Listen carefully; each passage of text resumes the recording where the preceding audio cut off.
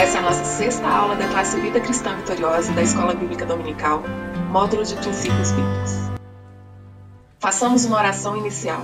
Senhor Deus, nós nos colocamos na Tua presença e invocamos o Teu nome, porque é no Teu nome que nós encontramos salvação.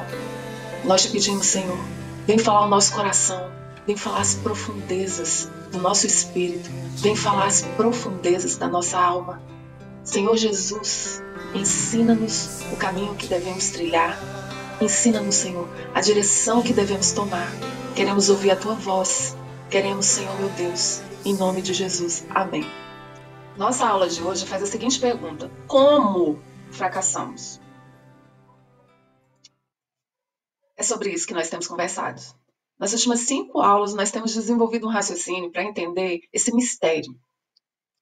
Por que, mesmo sendo nascido de novo e tendo o Espírito Santo morando dentro de mim, eu fracasso? Tá aí uma pergunta que todos nós fazemos em algum momento da vida. Por que eu, que entreguei minha vida a Jesus, tenho fracassado?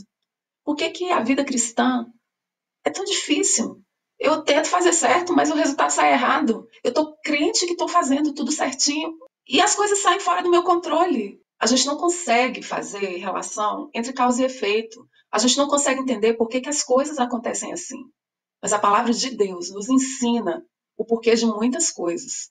Não, a palavra de Deus não nos dá todas as respostas que existem, mas ela nos dá todas as respostas das quais precisamos. A palavra de Deus explica absolutamente tudo que nós precisamos saber para viver esta vida aqui de maneira vitoriosa. E é sobre isso que nós estamos estudando. Você sofre a derrota em todas as áreas da sua vida em que você não se deixa governar pelo Espírito de Deus que mora dentro do seu espírito. Você se deixa governar pela sua alma e pelo seu corpo.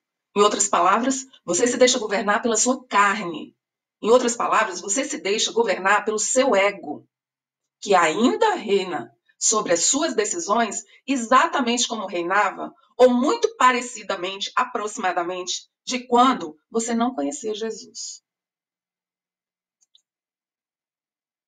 Embora o Espírito Santo more dentro do seu espírito, é a sua alma e o seu corpo, isto é, os pensamentos, sentimentos e vontades da sua alma, alimentados diariamente pelos 5 sentidos do seu corpo, que tem comandado, dirigido, controlado todas as áreas da sua vida em que você tem sido derrotado. Pensamentos, sentimentos e vontade. Todo mundo tem pensamentos, na verdade? Todo mundo pensa. Até as pessoas com alguma deficiência intelectual, até as pessoas com alguma dificuldade de ordem psiquiátrica, elas pensam e pensam muito. Todo mundo pensa. Pensamentos povoam a nossa mente. Nós somos povoados por toda sorte de pensamentos. Quantas vezes você está aí de boa e de repente passa um pensamento pela sua cabeça, a coisa mais absurda do mundo? Quantas vezes você fica até envergonhado dos seus pensamentos, não é verdade? Gente do céu, de onde que saiu isso na minha cabeça? Quantas ideias mirabolantes surgem do nada na região dos pensamentos? Quantas vezes a gente se vê pensando longe, longamente a respeito de coisas do passado? Ou ficamos pensando em coisas do futuro? E os sentimentos? Sentimentos envolvem muitas emoções, não é verdade? Sentimentos de amor, sentimentos de raiva, sentimentos de mágoa, sentimentos de rancor. Quantas vezes a gente até quer gostar daquela pessoa, ou quer gostar daquela situação, ou quer gostar de determinada coisa, mas a gente não consegue?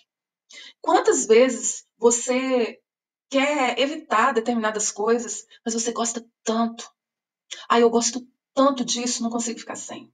Se por acaso algo acontece, nos entristece, sentimentos que envolvem tristeza, melancolia, nos invadem. E quantas vezes a gente gosta de coisas que ninguém gosta e a gente fica feliz com coisas que ninguém fica feliz? As emoções, os sentimentos que povoam o nosso coração, eles fazem muita diferença na nossa vida, não fazem? E a vontade? O que a gente pode falar a respeito da vontade? Vamos ler o que os filósofos de Facebook, de Instagram, de Twitter dizem? Ser feliz é fazer tudo o que der vontade sem se preocupar com terceiros. Tem vontade de fazer? Então faça. De uma forma ou de outra, irão te julgar. Faça o que tem vontade. Tenha fé, vá em frente. A vida é muito curta para pensarmos nas consequências. Não deixe de fazer nada que você tem vontade. Viva a sua vida, pois a vida é muito, muito curta e vamos viver sem medo de sermos felizes, sem medo da opinião alheia. Aí você vai dizer assim, irmã Clemar, eu não sou assim. Eu não sou uma pessoa inconsequente que só faz o que tem vontade. Bom, você pode até não ser, né? Mas tudo ao seu redor estimula você a fazer o que você tem vontade. E a verdade é que o que a gente faz mesmo é aquilo que a gente quer. Não é verdade? Nós somos governados pelo que pensamos, pelo que sentimos, pelo que queremos. Pensamento, sentimento e vontade. É isso que manda na nossa vida, desde que a gente se entende por gente. Aliás, até antes da gente se entender por gente. O bebezinho quer comer e ele chora. Explica para ele que não está na hora, que ele já que falta ainda 10 minutos para a próxima mamada. Explica para ele. Ele vai discutir a relação com você, berrando, não é verdade? Porque o que ele tem vontade, o que ele quer é mamar mamãe. Nós somos governados pelos nossos pensamentos, pelos nossos sentimentos, pelas nossas vontades, pelos pensamentos, sentimentos e vontades da nossa alma. E nós nos sentimos livres quando nós pensamos o que pensamos, sentimos o que sentimos e queremos o que queremos. O que nós não percebemos é que essa naturalidade com que os pensamentos fluem, com que os sentimentos fluem, com que a vontade é executada ou deixada de ser executada, é totalmente escrava e não livre.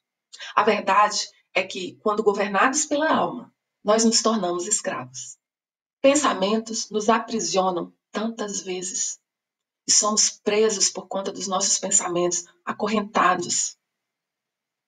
Nossos sentimentos nos algemam e não conseguimos agir nem reagir à parte dos nossos sentimentos. Tomamos decisões com base em sentimentos. E a nossa vontade é totalmente acorrentada aos nossos pensamentos e sentimentos. Essa é a descrição do homem natural. O homem natural, ele é amarrado, ele é aleijado por seus pensamentos próprios, sentimentos próprios e vontade própria. O homem natural, o homem da alma, ele é totalmente acorrentado por seus pensamentos, sentimentos e vontades. Aqui a gente volta a tratar do ponto em que a gente parou na última aula. Os 5 sentidos são janelas para os nossos pensamentos, sentimentos e vontades. O que a gente vê direciona o que a gente pensa, sente e quer. O que a gente ouve direciona o que a gente pensa, sente e tem vontade. O que você vê, o que você ouve e o que você fala determina o que você pensa, o que você sente e o que você quer. Cheira uma comida bem gostosa. Agora experimenta cheirar um monte de cocô. O que você cheira vai direcionar as suas atitudes. Se você vai se aproximar ou se você vai se afastar. O que você toca determina o que você pensa, o que você sente e o que você quer. Veja como que os 5 sentidos do corpo abrem a porta para a luz e para as trevas dentro dos seus pensamentos, sentimentos e vontades. Lembra que a Bíblia diz que nós somos corpo, alma e espírito? E o mesmo Deus de paz vos santifique em tudo, e todo o vosso espírito e alma e corpo sejam plenamente conservados, irrepreensíveis para a vinda do nosso Senhor Jesus Cristo. 1 aos Tessalonicenses, capítulo 5, verso 23. Nós somos corpo, alma e espírito. E nós estudamos nas últimas aulas que nós somos o templo do Espírito Santo. No dia que nós entregamos nossa vida a Jesus, nós nos tornamos casa, nós passamos a ser morada do Espírito Santo. O Espírito Santo veio habitar no lugar santíssimo dentro de nós. Assim como o tabernáculo, como o templo de Salomão, nós somos divididos em 3 partes, não em 2, como o senso comum diz. Nós somos divididos em 3. O lugar mais exterior é o átrio, que é o nosso corpo. O lugar mais interior é o nosso espírito, que é o Santo dos Santos. E o lugar intermediário é exatamente a nossa alma. Veja como a alma, ela está intimamente conectada ao corpo e intimamente conectada ao espírito. Ela é a ponte entre o espírito e o corpo. Aquilo que consome a sua alma controla a sua vida. Porque é a partir da alma, é a partir da sua mente e do seu coração, é a partir das suas emoções e da sua razão que o seu corpo vai se comportar. E é a sua alma quem bloqueia a interferência do espírito sobre o seu corpo. E nós somos fruto de tudo aquilo que pensamos. Os nossos pensamentos, eles são o ponto de partida dentro de nós para as nossas atitudes. Por quê? Porque são os nossos pensamentos que direcionam os nossos sentimentos. Os nossos sentimentos, eles são alimentados pelos nossos pensamentos. Os sentimentos que nós temos, eles decorrem diretamente daquilo que pensamos a respeito de amor, a respeito de dinheiro, a respeito de política. São os pensamentos que povoam o campo da nossa mente, que alimentam nossos sentimentos. E as nossas vontades são totalmente direcionadas pelos nossos pensamentos e sentimentos. Vejam como a alma interfere no corpo e o corpo interfere na alma. Porque o que você pensa, o que você sente e o que você quer, se for contemplado ou se for frustrado, interfere diretamente nas reações do seu corpo. Quantas doenças psicossomáticas a gente tem conhecimento? O que é uma doença psicossomática? É aquela doença que decorre diretamente das emoções da pessoa e da razão também. Os nossos pensamentos, sentimentos e vontade, na medida em que eles se movimentam, o nosso corpo responde a esses estímulos. Os nossos pensamentos, sentimentos e vontades desencadeiam a química do nosso corpo.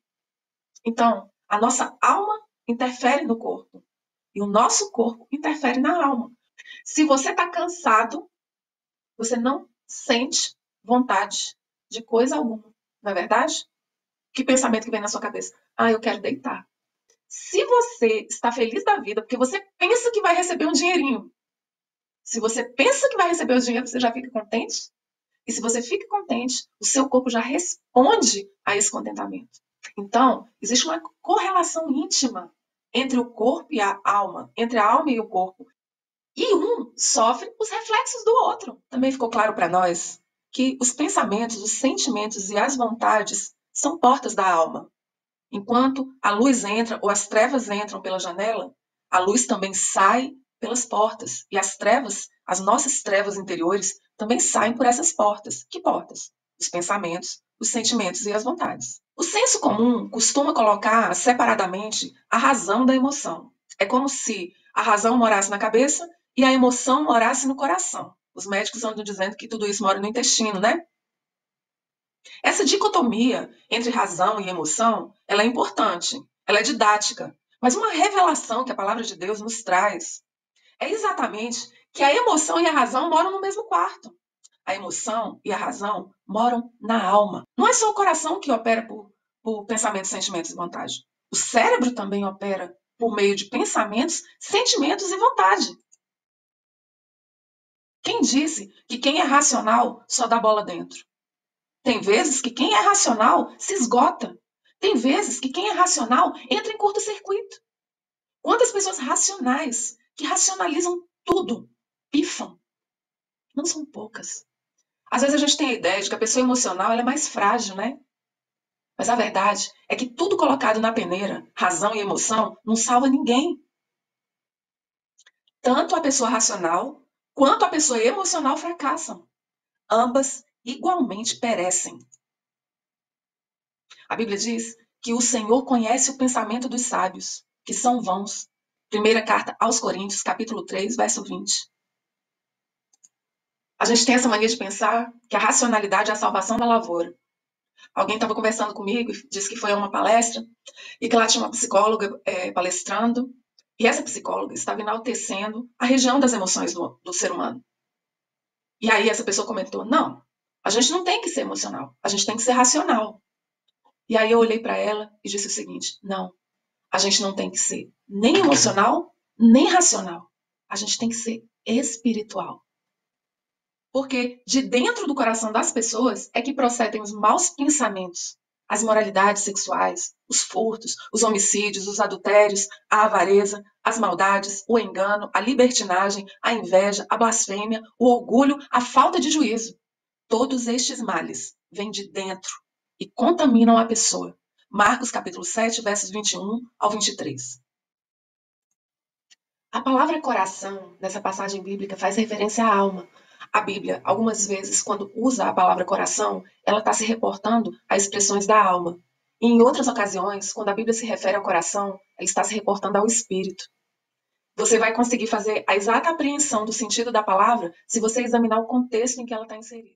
E viu o Senhor que a maldade do homem se multiplicara sobre a terra, e que toda a imaginação dos pensamentos do seu coração era só má continuamente. Olha, amados, sabe o que isso significa? Ali no Gênesis, às vésperas do dilúvio ser derramado sobre o mundo, é que os pensamentos da mente do homem, que estavam direcionando as suas ações e reações, esses pensamentos, eles eram maus. Mas aquelas pessoas, naquela ocasião, não julgavam assim. Elas julgavam certamente que os seus pensamentos eram corretos. Uma vez eu li um escrito que eu nunca esqueci. Disse assim, que ninguém tem ambição a respeito do bom senso. Porque todo mundo acha que já tem bom senso suficiente. Qualquer pessoa se julga com bom senso. Você pode até reconhecer, poxa, eu estou fazendo isso errado, eu não dou conta de fazer aquilo. Mas as conclusões que você tira, você não cogita de essas conclusões serem erradas. As pessoas acham que tudo que elas pensam está certo. As pessoas acham que tudo que elas pensam é justo. Quem são essas pessoas? Quem são elas? Você e eu. O Senhor conhece os pensamentos do ser humano e sabe que são pensamentos vãos. Olha o que o Senhor diz a respeito dos nossos pensamentos próprios. Então Elias se chegou a todo o povo e disse: até quando vocês vão vacilar entre dois pensamentos? Se o Senhor é Deus, seguiu. E se é Baal, seguiu. Porém o povo nada lhe respondeu. Nós ficamos em dúvida entre dois pensamentos. Nós não sabemos que pensamento seguir. Se o pensamento que vem em direção a Deus ou se é o pensamento que vai em direção à satisfação dos nossos anseios egocêntricos. Então, nós ficamos cocheando entre um pensamento, entre outro pensamento. A gente não sabe que pensamento seguir e a gente, por a gente mesmo, escolhe o melhor pensamento. Será que é assim que é a melhor estratégia? Lave a maldade do seu coração, ó Jerusalém, para que você seja salva. Até quando você abrigará esses seus maus pensamentos? Visto que os meus pensamentos me fazem responder, eu me apresso. Veja como que Jó ali descreveu como que ele reagia aos próprios pensamentos. Jó era uma pessoa extremamente religiosa. Era uma pessoa que cumpria os seus preceitos religiosos religiosamente. Jó, só de pensar que algum filho dele tivesse cometido alguma vacilada, ele já corria lá e fazia um sacrifício a Deus. E ele disse o seguinte: aquilo que eu temia me aconteceu. Ou seja, aquilo que ele pensava, em que ele tinha medo de que acontecesse, foi exatamente o que aconteceu. Veja a importância dos pensamentos na nossa cabeça. Precisamos analisar melhor esses pensamentos, para que a gente possa tomar atitudes melhores do que aquelas que nós temos tomado. Então, o semblante do rei empalideceu, e os seus pensamentos o deixaram perturbado. As suas pernas bambearam, e os seus joelhos batiam um no outro. Daniel está ali se referindo ao rei da Babilônia. Os pensamentos do rei perturbaram o rei ao ponto que o corpo dele bambeou. Os joelhos dele batiam um no outro. Por quê? Por causa dos seus pensamentos. Todo dia estendia as mãos a um povo rebelde, que anda por um caminho que não é bom, seguindo os seus próprios pensamentos. Entre eles também nós todos andamos no passado, segundo as inclinações da nossa carne, fazendo a vontade da carne e dos pensamentos. E éramos, por natureza, filhos da ira, como também os demais. Por quê? E veja esta última citação. Porque, como imagina em sua alma, assim ele é. Provérbios capítulo 23, verso 7. Veja que interessante como que os pensamentos nos conduzem. Porque assim como a pessoa imagina na alma dela, ou seja, assim como ela imagina na região em que a mente se instala, assim ela é. A nossa mente, ela é a sede de um verdadeiro campo de batalha. Ali na nossa mente é que acontecem as piores guerras, as batalhas mais sangrentas. É na nossa mente que a gente vence e é na nossa mente que a gente é derrotado. Nós julgamos que as guerras acontecem fora, nós julgamos que os inimigos estão fora, nós ainda estamos lutando contra o inimigo errado. As verdadeiras batalhas acontecem aqui. É aqui que você perde, é aqui que você ganha, é aqui que você define o seu destino. Cuide do jardim da sua mente. O pensamento que você rega cresce. Irmã Clemar, isso não é novidade nenhuma para mim. Realmente, isso não é novidade nenhuma. As religiões dizem isso para você. Os médicos dizem isso para você. A ciência diz isso. Cuide da sua mente. Quantas doenças psicossomáticas? O que é doença psicossomática? Aquela que é decorrente das emoções e da razão da pessoa. Quantas pessoas ficam doentes por causa da mente, por causa dos seus pensamentos, dos seus sentimentos, da sua vontade. Olha o que diz aqui essa gravura. Cuide do jardim da sua mente. O pensamento que você rega cresce. Se você regar tristeza, vai colher tristeza. Se você regar ira, você vai colher ira. Se você regar confiança, gratidão, paz, é isso que você vai colher. Todos estão dizendo isso para você. E aí eu pergunto de novo. Nós já sabemos o que devemos fazer. Nós fazemos? Nós sabemos que temos que perdoar. Nós perdoamos. Nós sabemos que temos que ser gratos. Nós somos. Nós estamos sempre reclamando a respeito daquilo que não sai do jeito que a gente planejou. Nós estamos sempre descontentes por causa de alguma coisa que nós não temos. E nós murmuramos. Se a gente tem aqui uma comida bem gostosa e ali na vitrine aparece uma comida aparentemente mais bonita, mais nós já estamos descontentes, porque nós queremos, desejamos, temos vontade de uma outra coisa que nós não temos. É assim que a gente é. Não tem religião nesse mundo que consiga transformar o meu interior. Mas existe uma pessoa que pode fazer isso. Jesus Cristo transforma o interior de todo aquele que crê. Amém? Mágoa. Não deixe isso matar você. Os seus rins, seu fígado, seu coração, seus pulmões, a sua tireoide, todos esses órgãos sofrem as consequências dos seus pensamentos, dos seus sentimentos, das suas vontades. Tô com vontade de comer um doce. Engraçado. Eu nunca sinto vontade de comer doce? Não.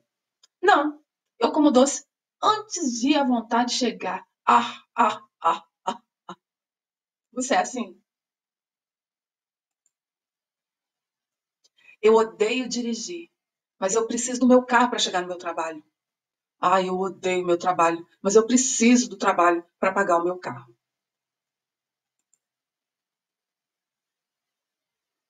Esse aqui dispensa legenda, não é não?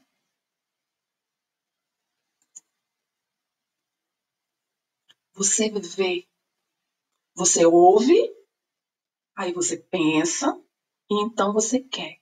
Se você pensa, você sente. Se você sente, você quer. Se você quer, você faz. É assim que funciona. Você vê, você ouve, você cheira, você pensa. Pensou? Falou. Falou? Você passa a querer. E à medida que você quer, você acaba fazendo. Blá, blá, blá, blá, blá, blá, blá, blá, blá, blá, blá, blá. Blá, blá, blá, blá, blá, blá, blá, blá, blá, blá, blá, blá, blá. Blá, blá, blá, blá, blá. Chega! Tá bom. Agora, cala essa boca e segue a minha linha de raciocínio. Vem. Às vezes, a gente pensa que o cérebro e o coração são coisas totalmente opostas, né? Na verdade, eles têm lá a sua diferença. Até que aparece a ansiedade. Oi, eu sou a ansiedade. Vou subir aí para brincar com vocês. Fico tão empolgado quando compro livros novos. Que tal usar essa empolgação para ler os outros 1.678? Não, 1 bilhão, 678 milhões, 901 8 mil que estão aqui. Cara, você tá bem? Olha, vou dizer uma coisa para vocês. Tanto faz. Eu tenho visto como que as pessoas eminentemente emocionais sofrem e fazem os outros sofrerem. Mas é impressionante como as pessoas eminentemente racionais sofrem e fazem os outros sofrer. Pesado na balança, todo mundo é reprovado. Tanto as pessoas emocionais quanto as pessoas racionais. Todo mundo tem problema, todo mundo faz problema, todo mundo fabrica problema. Só muda a modalidade. Nós temos essa mania de achar que nós somos melhores do que as outras pessoas porque nós não cometemos os erros que elas cometem. O probleminha é que eu não cometo o erro que você comete, mas eu cometo outros. Tão ruins e tão graves quanto. Só que diferentes. Nós temos mania de achar que nós somos superiores porque as outras pessoas não conseguem enxergar o que a gente enxerga. A gente enxerga coisas que os outros não enxergam. E esses outros, esses mesminhos, enxergam coisas que a gente não enxerga. Pesados na balança, todo mundo é reprovado. Não pense nisso, Clemar. Pare de pensar sobre isso. Pense em outra coisa. Qualquer coisa. Qualquer uma, Clemar.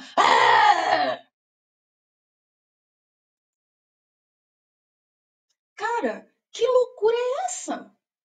Loucura nada. Vou fazer a minha fome ficar do tamanho da minha paciência e vice-versa. Não é o que eu acabei de te dizer?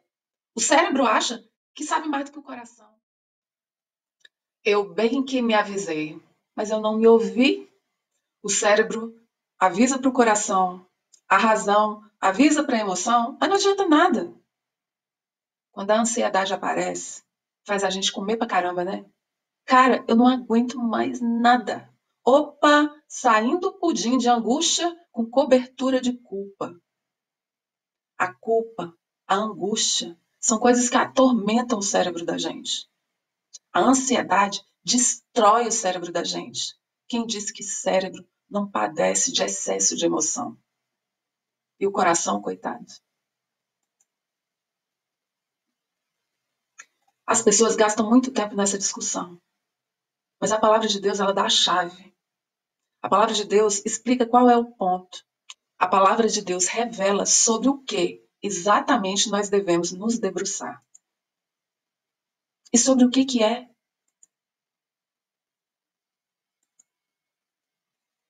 Depois que o caldo está entornado, em que nós, escravos dos pensamentos, reféns dos sentimentos, aprisionados pelas vontades não saciadas. Onde fica a tecla Deus nos acuda? Vou te dizer onde é que fica. Fica na palavra de Deus, a Bíblia. Hoje, nós observamos como que a alma da gente está aprisionada por pensamentos, sentimentos e vontades próprios. A alma da gente impede o Espírito Santo, através do nosso espírito, de tomar as rédeas da situação. Porque o Espírito Santo, ele não arromba a porta. O Espírito Santo, ele não estupra. O Espírito Santo aguarda. Ele aguarda você entregar o volante do carro para ele. O volante dos seus pensamentos. O volante dos seus sentimentos. O volante das suas vontades. O Espírito Santo espera que você voluntariamente tome a decisão de entregar o volante do seu corpo para ele. O Espírito Santo, no dia que você entregou sua vida a Jesus, no dia que ele veio, soprou no seu espírito e ali fez morada do Deus vivente, naquele dia a guerra começou. Mas é uma guerra aparentemente silenciosa. Porque desde que você se entende por gente e até antes, quem manda na sua vida é a sua alma. São seus pensamentos próprios, seus sentimentos próprios, suas vontades próprias. São seus pensamentos, seus sentimentos, suas vontades que tomam as decisões da sua vida.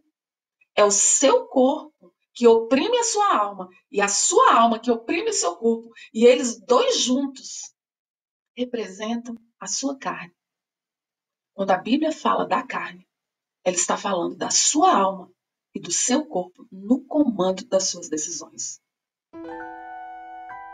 Bom, na próxima aula, nós vamos falar como que o Espírito Santo resolve esse problema que nem a nossa razão, nem a nossa emoção, nem os nossos melhores esforços conseguem resolver.